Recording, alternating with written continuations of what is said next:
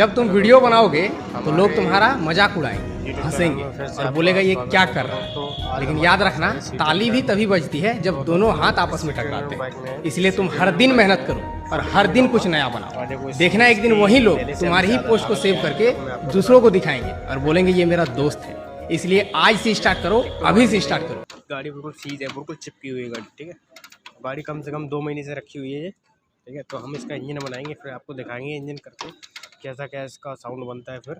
ठीक है।